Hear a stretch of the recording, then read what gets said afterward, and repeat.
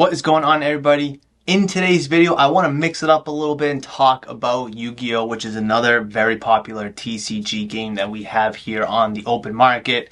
It is one of the big three: Pokemon, Magic, and of course Yu-Gi-Oh. And I really just want to talk quickly about one special card that sold last month. I'll put a picture up of the final sale of the card, and it is a 1/1 Tyler the Great Warrior card.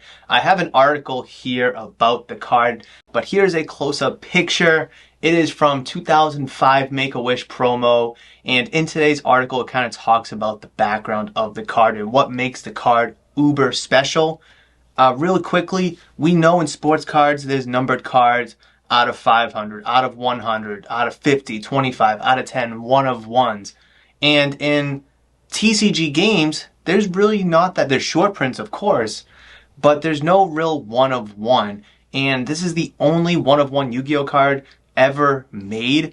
Yu-Gi-Oh did celebrate its 10,000th unique printing of a card a few years ago. It's called 10,000 Dragons. There's only 10,000 copies of it to commemorate the 10,000 unique printing of a Yu-Gi-Oh card. So anyways, we're going to the article. Announced back in March, the 1/1 Yu-Gi-Oh Tyler the Great Warrior card was sold for $311,211, receiving nearly 200 bids. The only copy of the card that was ever printed has now become the most expensive Yu-Gi-Oh card sold on eBay to date. Being in the hands of the original owner since 2005, the Tyler the Great Warrior card is considered the rarest card in the trading card game. Tyler the Great Warrior was originally created by Make-A-Wish Foundation, a non-profit organization that helps make the wishes of children with critical illnesses come true. The 1/1 card was gifted to Tyler Gressel, who was battling a rare liver cancer that only had 200 cases in the entire country. Originally, Tyler asked for a Porsche, but due to his age, the wish was impossible. Instead, he received the custom Yu-Gi-Oh card based on Dragon Ball Z. Reference his battle with cancer, Tyler the Great Warrior is inspired by Tyler's favorite character, Future Trunks, and was able to watch the card be printed. The card was placed in a glass case and only recently removed from its special protective packaging to be graded. And I watched a little video about it from a Yu-Gi tuber. It was in a screw down. There's no special packaging or anything or protective packaging. It was in a 4-corner screw down. Additionally, Tyler was flown out to New York to meet late Yu-Gi-Oh creator Kazuki Takahashi and the voice actors for the anime. Despite only holding a 7, because the way the card was put in, screw down, it was just a little ever so slightly shifted like that. So some of the corners and the edges got a little dinked up, plus the surface. Let's see, what was the subgrades on it? Look at that.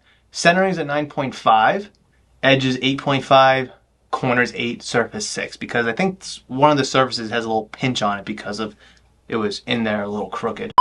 Despite only holding a 7 near mint rating, the signed card beat out the previous eBay record held by the sale of a 2002 Legend of Blue Eyes First Edition Blue Eyes White Dragon PSA 10 gem mint card sold for $81,100 in October 2020. This is a very big deal because we see Pokemon cards go for crazy money. We've seen Magic cards, especially the Black Lotus, go for crazy money.